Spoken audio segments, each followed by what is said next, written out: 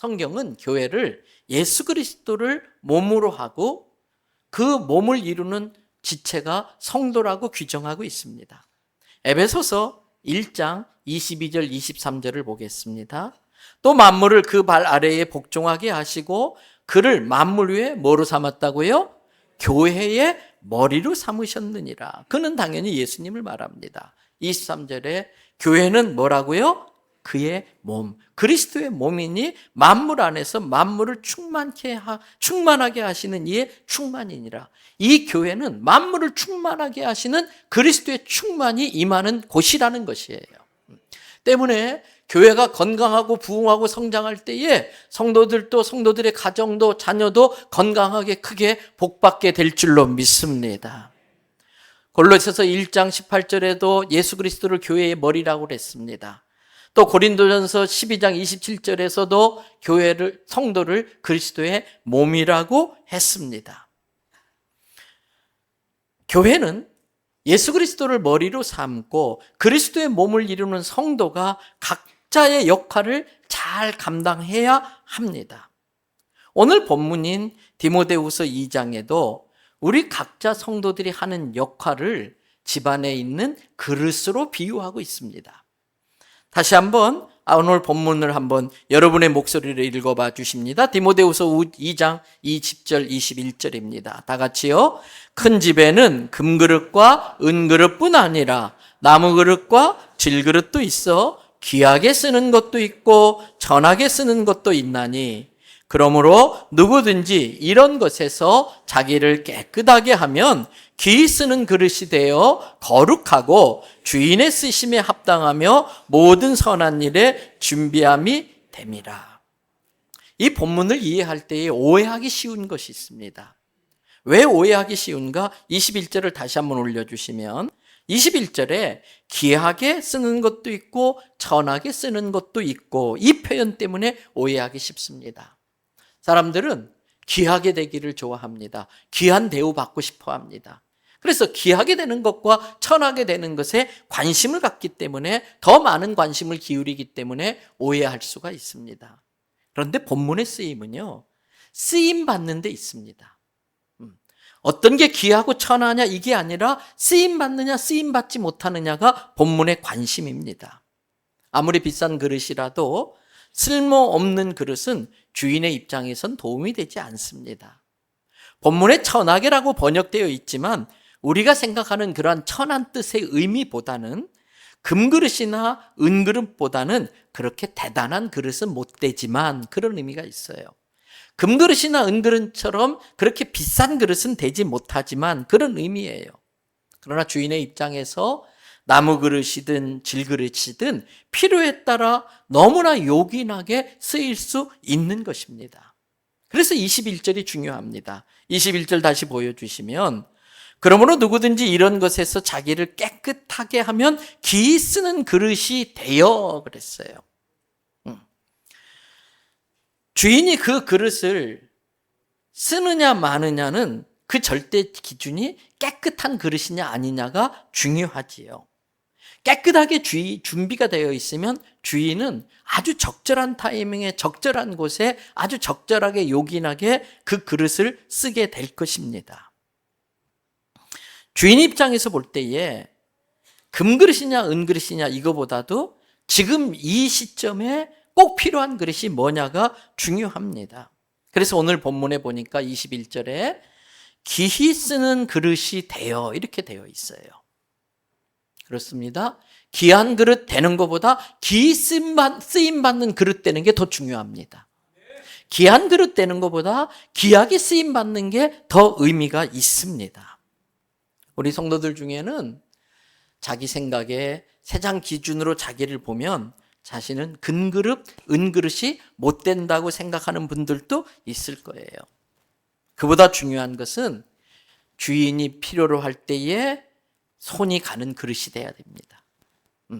금그릇, 은그릇 되는 것보다 더 중요한 것은 필요한 그릇이 되는 겁니다. 세상적인 기준으로 볼 때에 그리 대단한 사람이 못 되어도 주님께 붙들려 귀한 그릇으로 쓰임받는 사람이 되면 되는 겁니다. 사랑하는 성도 여러분, 우리의 삶이 장식품이 되지 말고 주님의 손에 붙들려 제 역할을 잘 감당하는 쓰임받는 그릇 되기를 주님의 이름으로 축복합니다. 여기서 알아야 될 것이 있습니다. 내가 어디에 쓰임받느냐, 내가 어떤 역할을 감당할 것인가, 그건 내가 결정하는 게 아니라는 겁니다. 나를 만드시는 분, 나를 쓰시는 분이 우리의 역할을 결정합니다.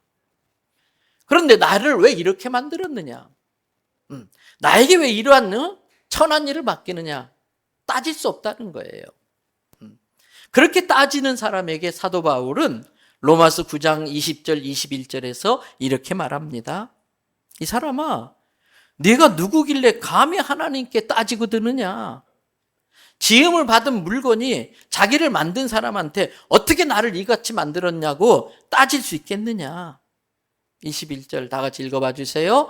토기장이가 진흙 한 덩이로 하나는 기 있을 그릇을, 하나는 천 있을 그릇을 만들 권한이 없느냐? 진흙 한 덩어리 같은 보잘것없는 난데 토기장이의 손에 발탁되어져서 토기장이 이렇게 쓰고 저렇게 쓰고 이렇게 토기장이가 자기 뜻대로 만들 권한이 왜 없느냐? 왜 그걸 가지고 불평하고 따지느냐? 그런 말이에요. 그릇에게 천한 일, 귀한 일 없습니다. 쓰임 받는 게 중요할 뿐입니다. 우리는 주님이 우리에게 맡겨주신 역할을 잘 감당하려고 하는데 관심을 가져야 됩니다. 여러분, 큰 배가 운항할 때에 배에서 가장 스포트라이트를 받는 사람은 당연히 선장일 거예요.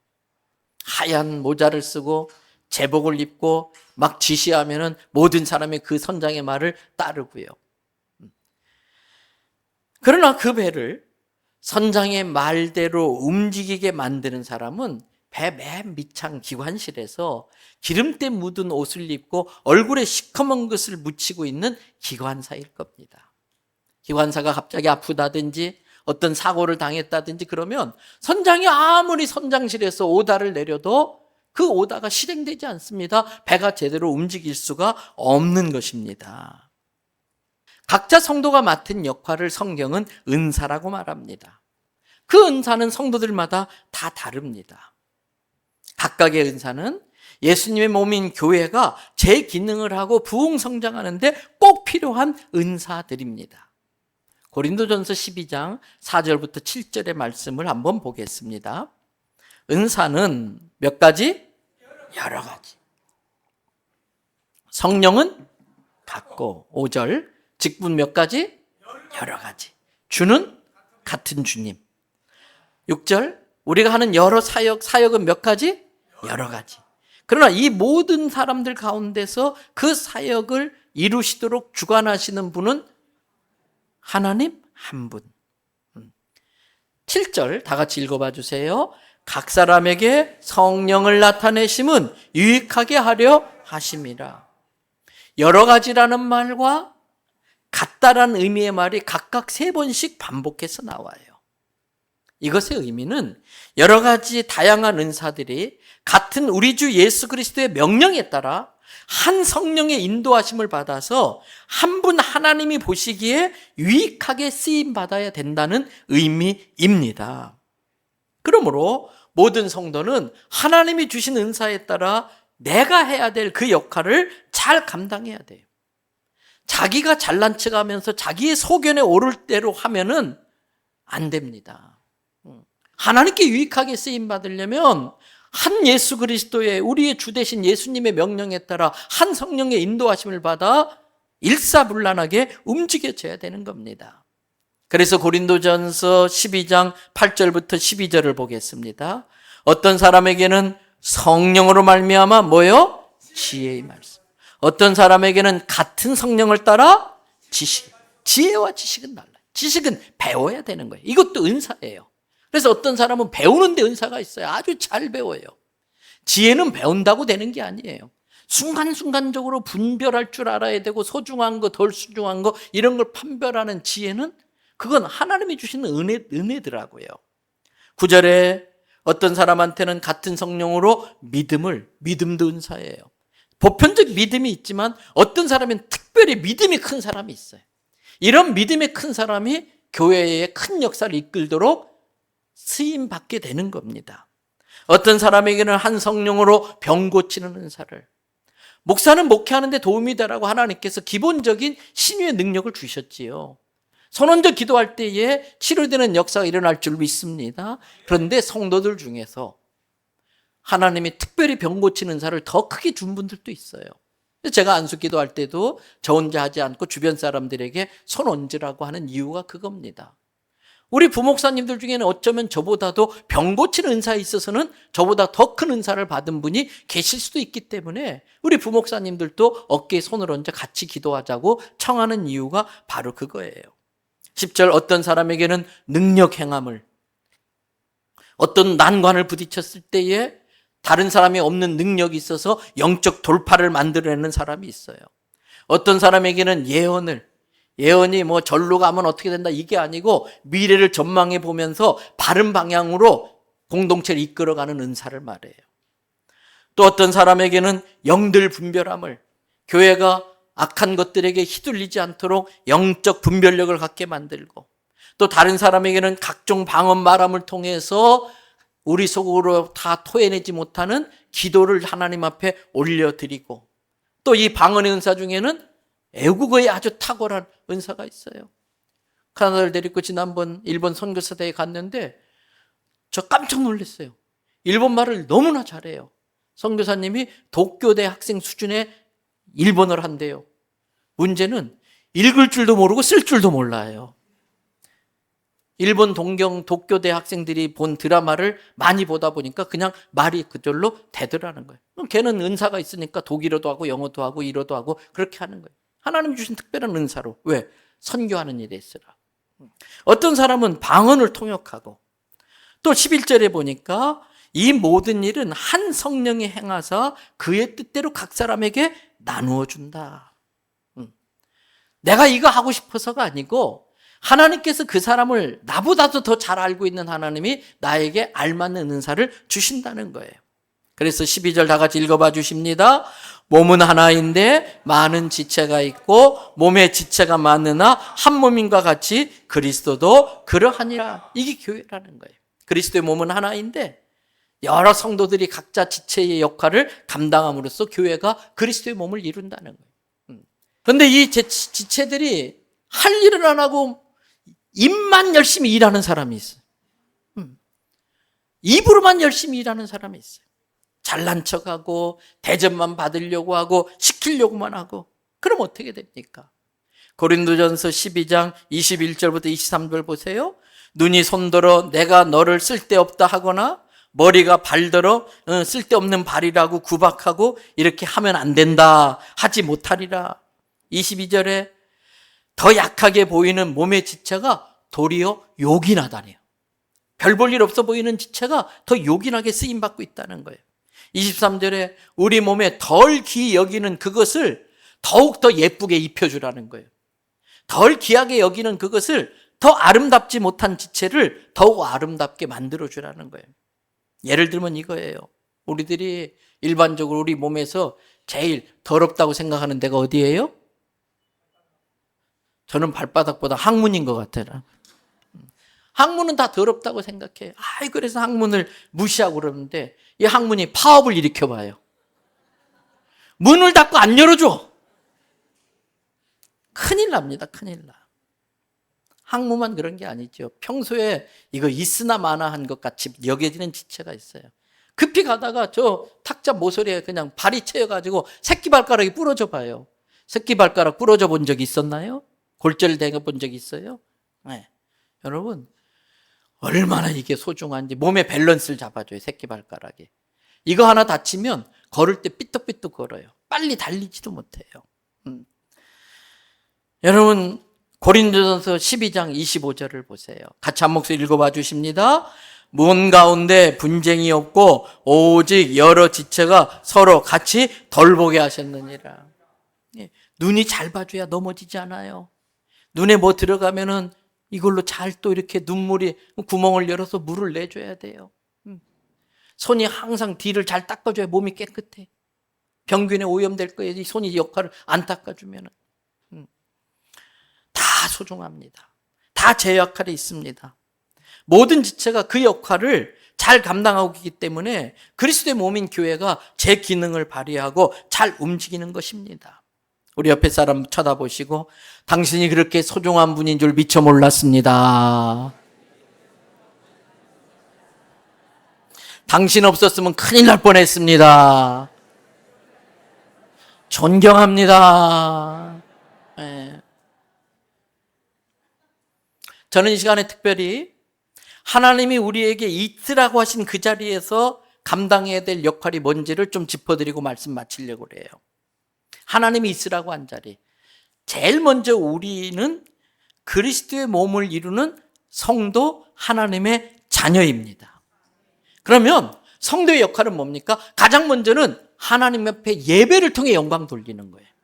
주일 성수하셔야 되고 공예배 꼬박꼬박 출석하셔야 돼. 하나님께 예배를 통해서 영광 드릴 때에 예배를 통해서 우리에게 복 주실 줄 믿습니다. 예배를 통해 말씀을 깨닫게 하시고 예배를 통해서 성령이 감동을 주셔서 내 삶에 복받을 만한 삶으로 예배 시간에 나를 바꿔주시는 거예요. 두 번째 성도의 역할은 뭡니까? 예배자를 찾아서 예배 드리게 만드는 거예요. 그게 전도예요. 누군가가 나를 전도했기 때문에 내가 예배자가 된 것처럼 나도 이 사명 감당해야 돼. 하나님은 항상 우리에게 가장 좋은 것 주시는데 우리에게 가장 좋은 것은 천국입니다. 그런데 왜 천국을 지금 당장 안 줍니까? 질병이 있고 사건 사고가 많고 죄의 유혹이 있는데 왜 천국 바로 안 데려가고 여기다 놔두십니까? 내가 아니면 예수 믿을 수 없는 사람 누군가가 있기 때문에 그 영혼 구원하고 오라고 우리를 이 땅에 남겨두신 거예요. 때문에 전도는 성도의 중요한 역할이에요. 화요일 날도 그렇고 또 여러 날 나와서 전도하는 전도팀들이 많이 있어요. 이 땡볕 때 가서 교회 전도지를 나누면서 봉사하는 분들이 있어요. 같이 동참하셔야 돼요. 우리 전도팀들을 위해서 또 한번 또 박수해 주세요. 또 세 번째 성도의 역할은 주님의 몸인 교회가 잘 돌아가도록 봉사 일을 해야 돼요. 앞에서 말씀드렸던 것처럼 내 은사와 달란트에 따라서 내가 봉사하는 거예요. 늘 말씀드리잖아요. 가서 쓰레기가 떨어져 있어 교회에 예배 마치고 나가는데 요즘 교회 관리가 잘 안 되고 도대체 뭐 하는 거야 관리 집사님은. 내 눈에 띈 것은 누구 보고 치우라고? 나보고 치우라고. 어떤 사람은 시계 틀린 것만 잘 보는 사람이 있어요. 다른 사람은 신경도 안 쓰는데 그 사람은 그게 딱 보여. 그 사람 보고 맞춰놓으라는 뜻이에요. 성도 여러분, 하나님이 세워 있으라고 하신 이 성도의 자리에서 나는 내 역할을 하고 있는가? 우리 교회는 적어도 한 가지 이상은 봉사하셔야 돼. 뭐가 됐든 간에 그 역할을 하셔야 돼. 두 번째 역할이 있습니다. 배우자로서, 부모로서, 자녀로서의 역할이에요. 배우자로서 나는 역할을 잘하고 있는가? 부모의 역할이 있어요. 바르게 가르쳐야 돼. 잘못된 건 따끔하게 혼내고 가르치지 않고서 잘못했다고 야단치는 건 부모의 잘못이지요. 서양 같은 데 가서 식상에서 포크를 떨어뜨려 애들이 그걸 엄마가 주워줘요. 절대 그냥 안 줘요. Say it. Say it. 말해. Mom, thank you. 이 말 하기 전까지는 포크 안 줘요. 제대로 가르쳐야 돼. 여러분, 부모의 역할을 핸드폰에 떠맡기지 마세요. 그건 부모의 직무유기야. 당장 편하다고, 귀찮다고 핸드폰한테 부모 역할을 맡기면 안 되는 거예요. 부모 역할을 해야지요. 그런데 제일 잘 가르치는 방법이 뭐냐? 부모가 해야 할 일이 있어요. 보여주는 거예요.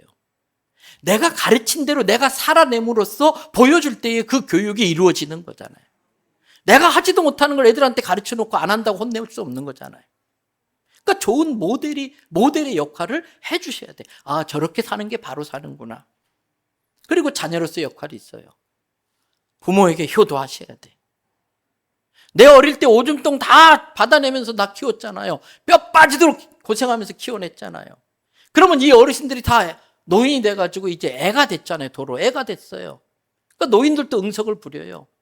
노인들도 애기 고집 부리듯이 고집 부려요. 그거 다 받아내야지요. 그리고 이제 수입이 없는 부모들에게 매달 꼬박꼬박 용돈 드려야지요. 우리가 꼬박꼬박 용돈 받고 컸잖아요. 이 자녀의 역할이 있는 거예요. 그리고 하나님이 세상에서 있으라고 한 그 자리에서의 역할, 사회인으로서의 역할, 세상의 빛과 소금이다 그랬어요. 세상에 갈 길 몰라 하는 사람들에게 여기가 진리입니다, 여기가 살 길입니다, 이것이 진짜 행복할 수 있는 방법입니다 라고 등대 역할을 해줘야 돼요. 어둠에 갇혀있는 자들을 그 어둠에서 빠져나오게 빛을 비춰줘야지. 썩지 않도록 소금의 역할을 해야지요. 근데 이 빛들이 교회에 모여가지고 서로 자기가 밝다고 하니까 눈부셔서 못 들어온다고 그랬다잖아요. 소금이 세상의 소금이 아니고 교회 안에서 소금이 되니까 쪄들까봐 감히 들어오지 못한다고 그러잖아요. 그래서 하나님의 자녀로서의 역할, 배우자와 부모와 자녀로서의 역할, 그리고 세상의 하나의 사회 구성원으로서의 역할을 잘 감당하는 것이 우리 바른 성도인 것이지요. 이제 말씀 마무리합니다. 사도 바울은 고린도전서 12장에서 하나님께서 각자 이런저런 은사를 주었다, 그러면서 그 역할을 잘 감당하라고 해놓고 마지막 절에 한마디 툭 던집니다. 그게 고린도전서 12장 31절입니다. 같이 한번 읽어봐 주십니다. 너희는 더욱 큰 은사를 사모하라. 내가 또한 가장 좋은 길을 너희에게 보이리라. 아까 말한 지혜의 은사, 지식의 은사, 예언의 은사, 능력의 은사 쭉 이야기했는데 마지막에 더욱 큰 은사가 있다는 거예요. 그러면서 더욱 큰 은사가 뭔지 내가 보여줄게 해놓고 고린도전서 13장이 쫙 열려요. 고린도전서 13장은 별명이 있습니다. 무슨 장입니까? 사랑장이에요. 여러분, 그런데 그게 쉽지 않잖아요. 사랑이 모든 게 베이스가 돼야 되는데 도대체 사랑이 뭐냐 이거예요. 사도 바울은 고린도전서 12장 4절부터 7절 우리가 잘 아는 말씀, 4절에 사랑은 뭐라고요? 오래 참는 거예요. 참지 않을 정도로 쉬운 일이라면 누구나 하지. 참아내야 낼 만큼 어려운 일이니까 못하는 거예요. 근데 오래 참는 게 사랑이에요. 온유하며 부드러워야 돼. 특별히 경상도 분들은 말이 좀 부드러웠으면 좋겠어요. 말에 상처를 많이 줘. 밭대가 어디서 사진 찍게? 빨리 절로 주차, 이서 주차. 좀 보드랍게 무서워. 사랑은 시기하지 않는 거예요. 칭찬해주고 격려해주고 축복하고 잘한다 막 해줘야 돼. 사랑은 자기가 한 것을 자랑하지 않아. 실컷 수고해놓고 다 자랑하고 자기가 떠벌리고 다니면 천국에서 상급이 날아가 버려요. 상급이 없어요. 섬겨놓고 봉사하고도 다 가리는 거예요. 감추는 거예요. 교만하지 않는 거예요. 5절에 사랑은 뭐하지 않는다? 무례하면 안 돼요. 친하다고 무례하면 안 돼요. 말을 함부로 무례하면 안 돼요. 자기의 유익만 구하는 이기적인 사람이 되지 아니하고 성내지 않는 거, 성질 부리지 않는 거, 그게 사랑이에요. 악한 생각을 하면 안 돼요. 6절에 보세요. 같이 읽어봐요. 불의를 기뻐하지 않고 진리와 함께 기뻐하고. 불의한 생각, 불의한 동기로 하는 일에 가담하면 안 돼요. 긍정적인 모임에 자꾸 가야 돼. 긍정적인 사람과 어울려야 돼. 불의한 생각을 가지고 뒷담화 자꾸 하는 사람하고 어울리면 안 돼. 교회나 목회자에 대해서 자꾸 뒷담화하고 그런 데 어울리면 안 돼. 7절에 같이 또 읽어봐 줍니다. 모든 것을 참으며 모든 것을 믿어주고 모든 것에 대해서 기대하며 모든 것을 견디느니라. 사랑은 견딜 수 없는 사람을 다 받아주면서 견뎌내는 거예요. 기대하는 거예요. 너는 잘 될 거야. 하나님 너를 크게 쓰실 거야. 이게 사랑. 아이들한테 여러분의 기대를 자꾸 선포하셔야 돼요. 그럴 때 내 역할을 밸런스 있게 잘 감당할 수 있고 귀하게 쓰임 받는 겁니다. 오늘도 각자 주님이 있으라고 하는 그 자리에서 주님이 필요해서 주님께 쓰임 받음으로 귀한 그릇이 되는 우리 성도 되기를 주님의 이름으로 축복합니다.